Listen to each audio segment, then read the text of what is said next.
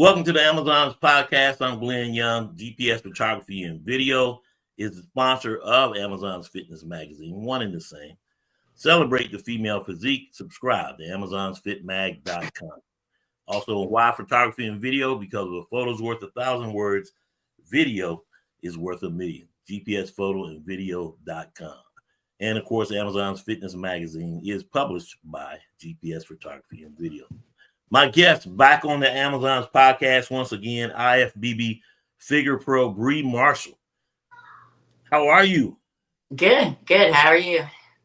So I guess not shocking news, but you've now moved from North Carolina, and that always hurts because, I'm trying my best to keep all of the women's bodybuilders and all the 7 divisions in the state of North Carolina. So I'm like, man, what caused you to move? Well, main reason, to spend every single day with the love of my life. So I moved down here end of July-ish last year. And it wasn't, I had already recently moved that last year as well. So it definitely wasn't on that year's radar, but ultimately I knew what I wanted and who I wanted to spend every day with. And what better way to kind of keep going within my journey through bodybuilding, and it be with somebody that I absolutely love and somebody that also has that same passion and drive. So ultimately it was him. That's always a risky move, but when you know. Mm-hmm. He competes as well, correct? Yes. He primarily was competing in classic physique, and now he's now being coached by Dom Super Slice, and he's moving up to open. So the big boy. Yeah. And what's his name? Dustin Walters. So we're gonna look out for him. Yes. Okay, so turning to you, now that you moved to Georgia, could we see you in the Atlanta Pro? When is that? July? Yeah. That is August 15th and 16th. Potentially, who knows? We don't necessarily have a show date in mind, because ultimately, we went through last year, a short growing phase, to then put us into a prep last year. And at first we were kind of thinking women's physique, but then we saw, okay, we have lost a little bit of muscle tissue since, the last time I had prepped for women's physique. So we had decided, okay, well, we're in this prep. Let's go ahead and finish strong, get you on stage because you haven't been on stage in a while. And let's, aim for that and we'll do figure. I'm like, all right, cool. Because ultimately I love competing, and figure is where I started at. And, that's not necessarily the division that I see myself flourishing in. And so I wasn't necessarily over the moon about competing in figure last year, if that makes sense. So it was more so too, as I was getting leaner last year, I was seeing the holes that had, come of the over dieting of the previous year's prep. And I just honestly hated every check-in, and I cried every check-in I saw. And I was it got to the point, I think we were 5 weeks out, and me and Dom, we sat down and we both it was funny because we were both bringing it up at the same time, but hey, I don't think this year is going to happen for us competing wise, because too, at the same time as I'm battling all of that mentally, my body didn't want to respond and didn't want to continue dropping like we wanted it to, and he didn't want to bring my food down any lower. So it just made a whole bunch of sense to hop out of that prep and let's get things moving to the division that I see myself being in, but also that I actually have a lot more potential to be in, if that makes sense. Whereas I can confidently say I do look good in some figure poses, absolutely, but my physique can be shown better in a division that you have more poses to show for, if that makes sense. Right. So since you've grown out of figure. Yeah. So, we don't have a show date set in mind for this year. If a show comes of it, then, it's going to be really good, I think, for sure.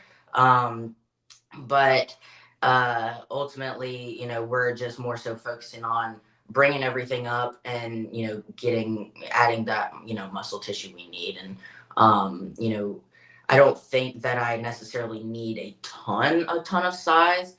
Just because, I do have that shape factor and I can get conditioned when my body wants to allow it. So, I think that I won't necessarily have to gain too much. So who knows, like maybe after this one growing phase we do, maybe I have a good amount of muscle tissue to work with to be competitive on stage and we do a show. But if not, then I'm not going to do that to myself mentally just to put myself into a prep. And I'm not going to do that to my health either, just to go into a prep to not, do anything with it, if that makes sense. Because I do love to compete, but I also want to be the best of the best. So if I'm constantly competing and not improving, then I'm not going to get to where I want to be. So that's what I keep in mind. Right. And you are what, 20? 25. 25. So just a baby. So yeah, you got a lot of time, and so you got to do it right and plan it out. So you're in for the long game, and of course you're gonna have a great career. Absolutely. The women's physique division is somewhat of a sticking point when you look at the definition of what women's physique is. When you look at the top three, Sarah Villegas, Natalia Coelho, and now number 3 in the world, Sharonica Hinton, and 6-time Olympian. Three very different physiques. Sharonica won the New York Pro, and the comment that came back, this is the ideal look of what women's physique is supposed to do or supposed to look like by definition. And then when you look at the other two, everybody's saying, well, it's too muscular. And to go further, Sarah Villegas lost the Miss Olympia because they said that she was too muscular, so she pulled it back, and then she lost it never again, Right. And so you got to go with what you know, and then of course, she came back and regained her title. For true professionals and Olympians, they can handle it, whichever way it goes. I need to adjust. But when you talk about the young athlete that's coming into the game, women's physique or any other division, what's the best advice to give to them? Because it's like they're seeing a double standard, and that's whether you're at one show on the East Coast versus a show on the West Coast. But it really only matters when you get to the Olympia stage, because Zama Benton, won the Texas Pro, for example, but then got to the Olympia, everything changes. Right. And it's controversial, sticking point maybe, but I mean, it is what it is. By definition, you got to go by that. What's your thought? I mean, in my opinion, just to be completely honest and transparent, I feel like across the board criteria isn't necessarily followed the way it should be for pretty much all the divisions. And I feel like if they were to hone in more so on that, people might be a little bit more interested in bodybuilding because they would know what they're striving for, in my opinion. But I mean, with that being said, and, with, keeping in mind, West Coast judges a little bit different than East Coast. And,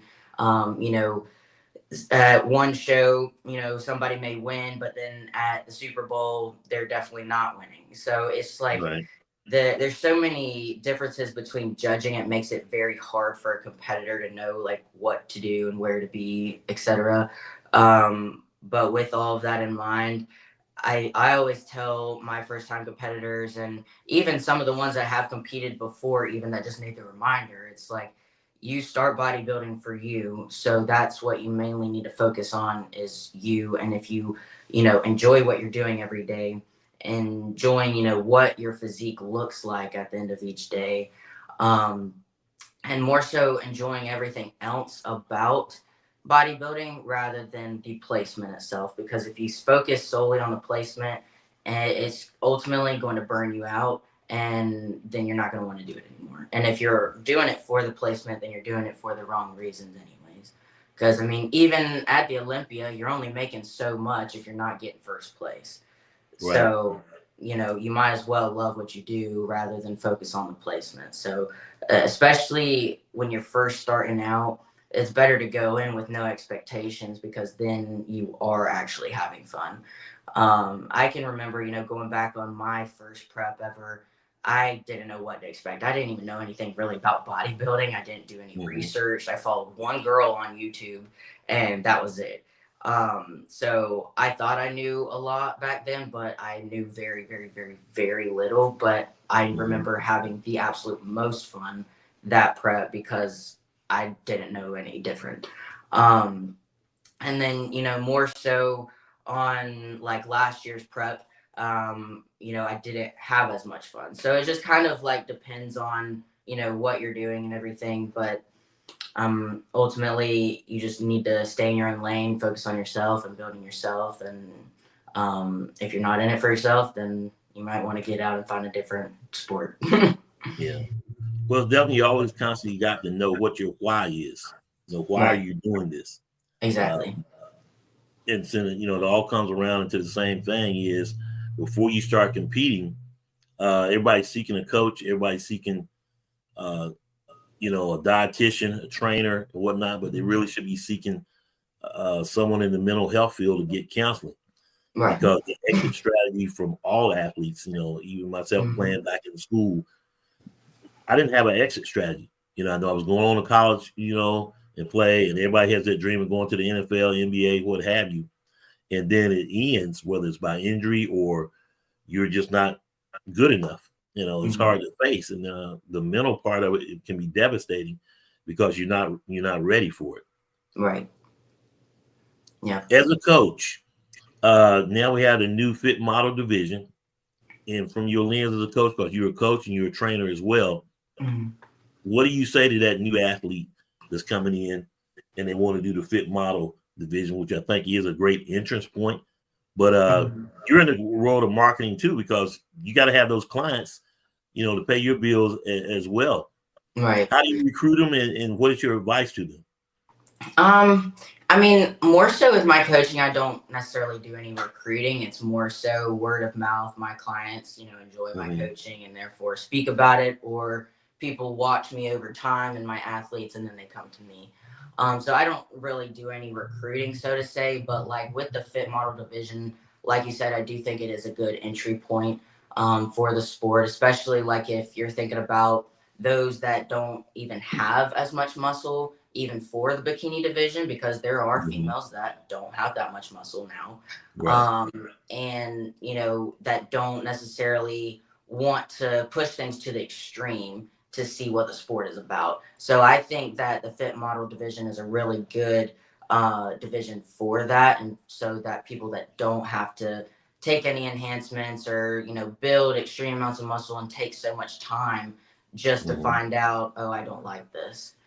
So with this division coming up, I had very mixed feelings, and I still do kind of as a competitor, but more so I think it's going to be a good thing. Right. I actually I had a client that I started working with last year. She has no intention of competing whatsoever this year. Started talking to her about some goals this year, and she's like, had really no idea of what direction she wanted to go in. And so I started talking with her and was like, okay, well, have you ever considered any like strength sports, powerlifting, and CrossFit, bodybuilding, anything like that? She's like, no, I don't really know what's out there. And I told her, I was like, well, you don't necessarily have enough muscle for bodybuilding, bikini, but luckily they just came out with this new division that could let you see what that sport is like without you having to diet for so long. And like with her conditioning and where it's at for a lifestyle client, she can easily be in a caloric deficit for maybe 6 weeks, 8 weeks max, and be ready for her show. So she's not having to go through the internal extremes to find out if she likes the sport or not. And then after that show, she can decide, okay, I really enjoyed this. Let's take it up a notch. So that's kind of how I like to look at it and kind of like to explain to people. And more so kind of preaching to those that come to me for even not bodybuilding coaching for the lifestyle clients is primarily who I'm bringing it up to, just so that they know about it, because I mean, we barely know much about it as it is a new division this year. but that just means that people outside of bodybuilding still don't know anything about it. So my thing is I'm just going to try my best to, offer that as an option. Be like, hey, if you're the type of person that, needs a set day in mind, and, bodybuilding is just not your thing, but you want to see and showcase your progress, then this could be the route that we could go. And sometimes that I feel like can create a little bit more motivation for that client as well. So I think this division can be used for multiple things at the same time. And, to offer my disclaimer that I should have posted up front, I'm a photographer, so everybody looks good, and I want to shoot them all because I need the content. And now all 7 divisions, I look at all 7 divisions as Amazons. But you got to keep the main thing, and that's women's bodybuilding. Right. Do you feel that in some people, you feel that fit model division, some people say that it threatens the other divisions, just as you see the whole, when women's physique came out, because women's bodybuilding was gone, and then here comes wellness, here comes and the whole history of it. And I think that's the biggest thing. People don't know the history and haven't done their research. And so it is all about marketing, because it is a business, Right. top to bottom for everybody, whether you're a competitor, coach, promoter, what have you. If it don't make dollars, it don't make sense. What's your thoughts on that part of it? I mean, I don't think it's necessarily going to take away from the other divisions because, ultimately they're not. Yes, I know that they have like one pro card that I think they're giving out this year for that division, but like from what I hear too, that it's not really necessarily going to be treated as like the anthem of bodybuilding, so to say, like when you get that pro card, if that makes sense. Like they're not going to be able to cross over one, they'll have to get a brand new pro card, which I think is very smart. And that's how I think they're going to, have that discrepancy and not have them, take away from the other divisions. But too, at the same time, every division has their own, like economy, their own following, right? So like, open bodybuilding makes X amount of money versus bikini. And you can see that within, the prize money being given out at the Olympia and so forth. So I don't think that they would necessarily have that division be very rewarding as far as how much you win and stuff. But then again, I don't know. It really does expand bodybuilding as a whole because you got to think it does create a couple more jobs even. So for like coaches that like to hone in on one specific division. So now, these people can focus in on, fit model and, these posing coaches that, want to start off in bringing up their posing skills for their clients and posing coaching, they can start off with fit model. And, that's their specialty now, and so forth. So, when you think about it, beginning level coaches could also thrive in this division because you got to think beginning level coaches, they bring softer packages to the stage. They're just now learning how to manipulate things and adjusting things in the body. And they don't really know anything about PEDs. So it kind of helps them kind of navigate their way into the realm and, bringing people in without feeling like they have to shove PEDs down people's throats just to get them that win, if that makes sense. So right. It definitely looks like it would probably likely be a shorter prep. Yeah, exactly. No PEDs because initially going out, and then I think the biggest thing is that you got to max out the body as it is before you would add PEDs. Right. And given all things considered. And I think too, it could like help with the younger generation coming up now that the younger generation is like, it's becoming more and more popular to be in the gym and stuff like that. And, it kind of allows them to go through the process and be a little bit more safer about it and not feel like they have to take everything under the sun to be up to par with everybody else that's a little bit older than them, if that makes sense. Yeah, and they want to take it mainstream, as it should, but instead of it taking away from other divisions, it very well could enhance it. Yeah. NPC stage this year, you won't see it on the Olympia stage till next year, but it's going to be available for the most part of every NPC show. And to learn about all the criteria, go to npcnewsonline.com. But the affordability, even from the suits, no bedazzle on the suits, you know, but then as far as the content or as far as the composition of the body, you know, you still can't be out there jiggling. So you got to be firm. Right. And then of course the outline is very similar to the criteria of the bikinis. They have the same back pose, and then the front pose is different. So right. Yeah. And just the one last thing to touch on about it though is you know, again, it brings a less extreme look to the sport, which therefore could also be more appealing to the general eye. I always think about, I remember seeing this one interview back in the day. It was about, they were just going up to people on the street, interviewing people, showing a picture of a like 300-pound bodybuilder man versus a men's physique guy. And they asked them, which one are you more like drawn to? And most of them went to the men's physique guy because he's more attainable, and less and the men's bodybuilder, open bodybuilder, like what? So I couldn't do that. Yeah, exactly. I can't do that, so I'm not even going to try, not even going to look into it, that sort of thing. So I think this division could be a good starter and opening the gates for people, I think so. Likewise, on the women's side, you're right. Everybody sees, well, I could do bikini, right? But they don't know how hard and preparation bikini does. Now they got fit model division. And I think it is going to answer the question: do you want to do this or do you not want to do this? You know, right? And then go from that. Like I said, the entry point. A lot of people that don't know, you were a Division I athlete in soccer, University of South Carolina, right? So no, I actually had a scholarship at the Citadel Military College in Charleston. That's right. Yeah. Yeah. You were going in the military? I was going to go into the Marine Corps. Actually, I wanted to be an officer in the Marine Corps. So after I had 4 of my concussions and couldn't play anymore, then you know, they're not going to accept me. So yeah. But why the Marines and not the Army? I wanted a challenge. Oh, that's the hardest branch. Okay. It's the hardest branch. Get out of here. I'm just saying. The Army veteran, I strongly disagree, man. Well, you're kind of biased, so you gotta have to be.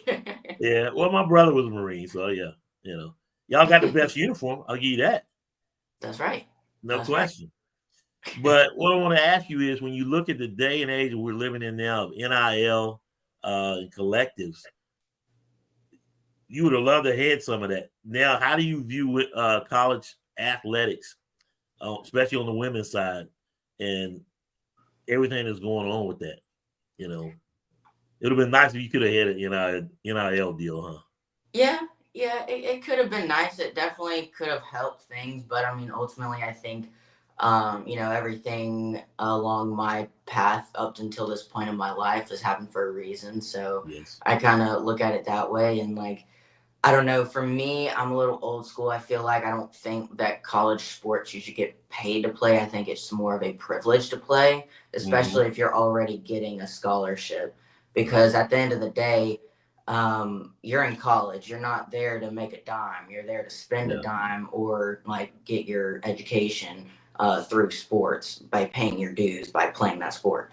So it's not until like you get to a professional level to where I feel like you should get compensation, because at that point you have mastered the skill, you're at the top of the top, so you should get paid for that because you're the top. Like nobody can tell you anything. So that's kind of how I think about it as well. So yes, it could have been nice, but I also don't really agree with it, so to say. Now, do I agree with it in the sense of it helps those athletes pay for things that they can't pay for, but also at the same time, I'm not really one to like give that empathy or sympathy there, because during college I worked 3 jobs, did full-time bodybuilding, and was a full-time Mhm. student. Right. So I don't really like, I'm not with those excuses. So if you can be a full-time athlete in college and a full-time student and have some sort of income coming in, Mhm. rather than relying on the college to pay you, if that makes sense.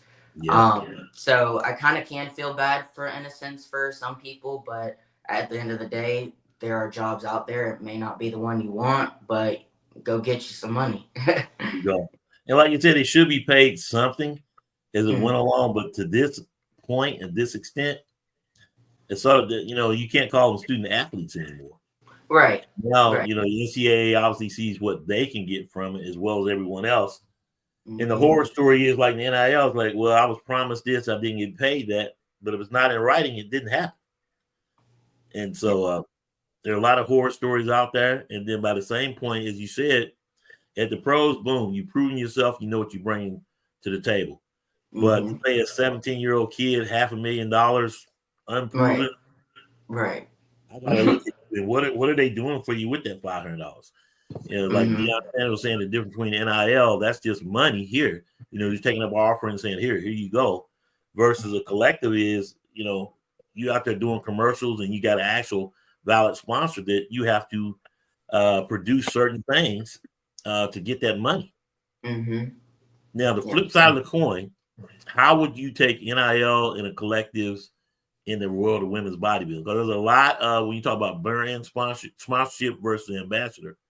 Uh, there's a lot of athletes out there, competitors that are, they get the NIL deal, but they're not paid from a collective because there's a difference between an ambassadorship and a sponsorship and certain requirements of what you need to do. But using Hmm. the college model, how would you bring that into women's bodybuilding, or could we even? I mean, honestly, it's kind of the same thing to me. It's like Mm-hmm. if you're a pro, you get paid for it, but in bodybuilding, it's a little bit different. Like we get paid based on whether we win or not whether we're on the team or not. If that Right. makes sense. So we kind of got to think about it that way. And so I mean, like if it were a little bit harder to obtain a pro card nowadays, I feel like being a pro would have a little bit uh, higher, be a little bit more respectable than it is Right. now, I feel like. And then at that point, you remember back in the day, when they actually were paid on salary for sponsorships. And, Right. nowadays you may get a monthly draft, may or may not, depends on, Mm-hmm. what kind of deal you got. And with there's so many people in the industry now, and so many people, and with social media being basically free marketing, they're Right. not going to have any of that. So I mean, like, unless somebody has a ton of money to where they just give out to their team and their Mm-hmm. athletes, then absolutely. I mean, there are good coaches out there that will kind of come down on their pricing, or help throw their athletes something, because I mean I've seen it to where, like, one of my good friends, he's a coach, Matt Rattini. He coaches a lot in the Carolinas and men's Right. physiques, especially. But like, I've seen him do some miracle things for his athletes just because he is very passionate about his coaching and his athletes. And he'll, if somebody is, if he sees the potential in somebody and that work ethic is there, he's going to help them do whatever he can to get Mm-hmm. them from point A to point B. And if that means, paying for their hotel to get, like, to stay there to be able to do the show, and they can't Right. swing just the hotel room or something, then he's gonna make it happen. So I So you mean, it together yeah. So I with mean, a in my common goal. opinion, as a bodybuilder, like, you know what you're getting into when you get into the sport. It's not paid, so you Mm-hmm. might as well just go ahead and work for it anyways. Um, and then those that already do get the big sponsorships and the big deals, like, they probably deserved it for some reason. Like, they probably done something within their career, or maybe they're just a big shot on social media and happen to be a pro at the same time. Yeah. So I don't know. It's kind of weird in today's age, and I don't think that there would be a way to do it unless it was, each team had their own thing, if that makes sense. So. And I mean, having sponsored some athletes last year, I learned a lot, and it's like it really comes down to you as the sponsor or you as the brand. Are you looking for an athlete or are you looking for a social media influencer? Right.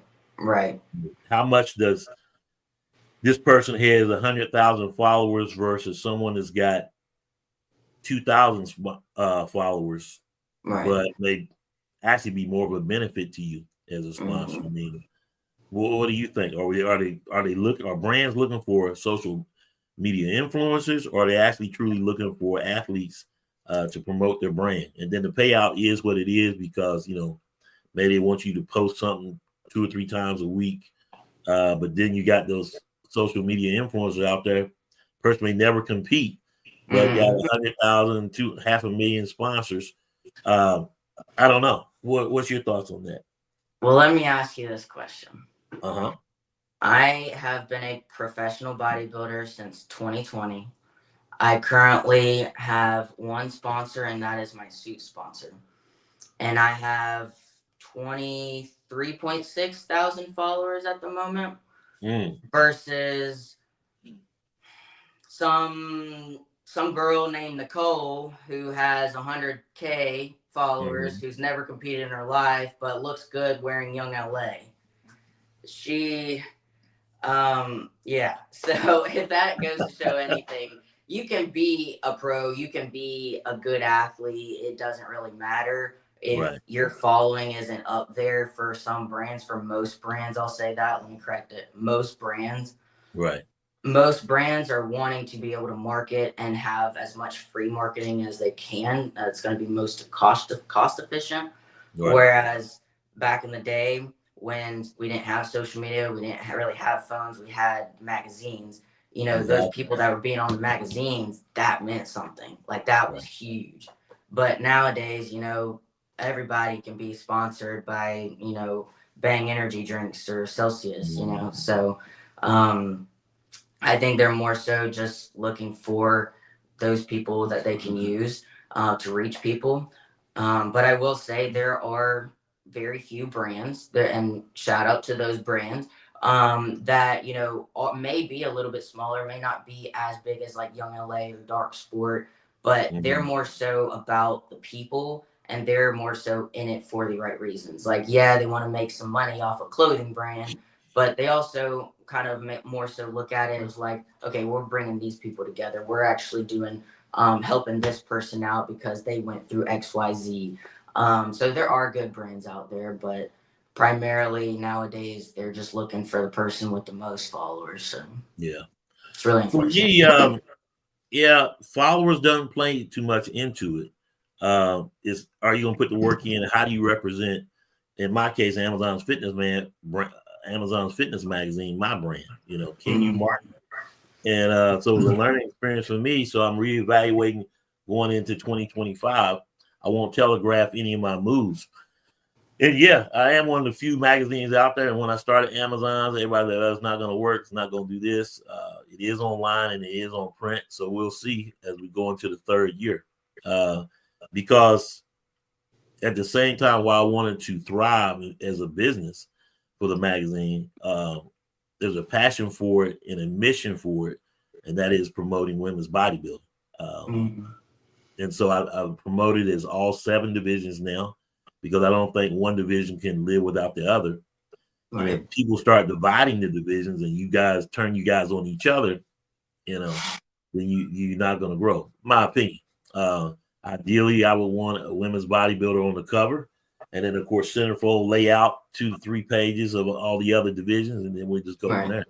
Because in the end of the day, who's on the cover matters. And like, okay, who's that person? Does that make it sell? So we'll see. It'll keep going through it. But to answer your question, to me, doesn't matter about the number of followers. Does matter about the person. Right. Absolutely. That's how it should be. That person, and you find out all this other stuff, A, B, and C. It's not good for your brand. And likewise, maybe some feel that Amazon's Fitness Magazine is not good for their brand, but it is what it is. But we're going to keep on moving in year 3. Yeah. Last thought. So glad that you are, well, not glad that you moved to Georgia, but glad that you're happy. Number one, which is important, your mental state, and you're happy doing what you're doing and with the person that you love. From that standpoint, do you look to see challenges, both of you competing at the same time, or you got 2 competitors in the household? How's that going to gel? Will it be an issue at all? It's not going to be an issue, honestly. I mean, we kind of got a trial of it last year. So even when I wasn't moved down here, I would stay, for multiple days at a time. He would do the same up in Charlotte, coming to see me. And it was like every other weekend until like constantly I just moved my stuff down here. But during that time, he was in prep for a good portion of that. And then, shortly after I started my prep. So we've kind of been in prep for the good first portion of our relationship starting out and got through both of our preps successfully. So I don't think we'll have any issues, going forward in future preps. And I think now that we kind of got that first prep together out of the way and kind of learned a lot, I will say, along that way. Not that, it was anything negative whatsoever. Of course, we butt heads a couple of times, that's natural. But, we worked through that and we know what to expect and how to, not butt heads as much on certain things during that time, and how, we can be there and support each other the way that we each need. Because it can be a little bit differently, the needs. But, ultimately, I think it just helps us be our best, and I think it will ultimately help us be our best. And I think without a shadow of a doubt that one day we will both be on the Olympia stage. So let's go ahead, mark that down right here. We can come back to it in a few years. Manifest on it. Absolutely. I mean, I fully believe it, as long as, God's willing. But I'm excited for our future. So I think it'll be really good. Do you see wedding bells in the future anytime? So, absolutely. Couple years and whatnot. When, but Yeah. No, definitely. And then you got to work that around shows as well. So yeah. But most of our closer friends are really supportive in bodybuilding and so forth. So I could definitely see the wedding have a lot of bodybuilding food available. So I don't think, because it might be in prep microwaves, so it'll be a bodybuilding theme. Right, exactly. That could be pretty cool. But no, it'll definitely be during a time where we have like nothing planned for sure. But yeah, the wedding party posing down as they come down there.